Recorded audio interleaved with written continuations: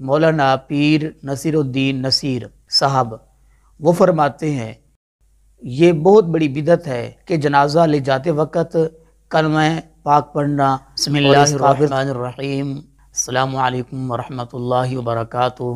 معزز ناظرین کرام، آج میں آپ کی توجہ ایک اہم مسئلے کی طرف کروانا چاہوں گا۔ وہ مسئلہ یہ ہے کہ جنازہ لے جاتے وقت کلمہ شریف کا بلند آواز سے ورد کرنا یا آہستہ ورد کرنا، کیا اس کا حدیث پاک میں کہیں ثبوت ملتا ہے؟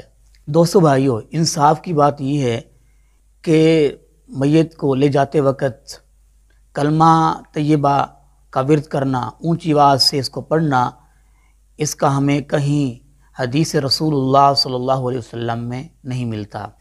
ہمیں اس کا ثبوت صحابہ کرام رضوان اللہ علیہم اجمعین کی زندگی میں بھی نہیں ملتا، اور اسی طرح تابعین کی زندگی رحمہم اللہ، تبع تابعین کی زندگی، اور اسی طرح محدثین کرام کی زندگی، اور چاروں اماموں کی زندگی، امام احمد بن حنبل، امام ابو حنیفہ، امام مالک، امام شافعی رحمہم اللہ، ان کی زندگی میں بھی ہمیں یہ ثبوت نہیں ملتا کہ جنازے کو لے جاتے وقت کلمہ شریف کا ورد کرنا، اونچی آواز سے کلمہ طیبہ پڑھنا۔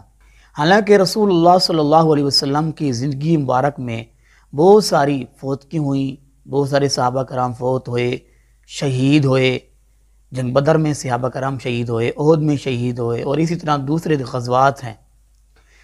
تو اگر یہ کام کرنا جائز ہوتا، اگر یہ کام کسی نے کیا ہوتا، فوتگیاں تو بہت ساری ہوئی ہیں، تو یہ بیان کیا جاتا، آج ذخیرہ حدیث میں اس کا ثبوت ضرور ہوتا۔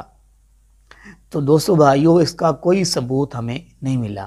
اب آ جاتے مولانا پیر نصیر الدین نصیر صاحب وہ فرماتے ہیں کہ یہ بہت بڑی بدعت ہے کہ جنازہ لے جاتے وقت کلمہ پاک پڑھنا اور اس کا ورد کرنا، اس کا ثبوت کہیں نہیں ہے، یہ بدعت ہے۔ اے بدعت ہے نا، جنازے نال کدے کلمہ رسول اللہ نے زمانے چ پڑھیا گیا؟ بولو، نہیں پڑھیا گیا۔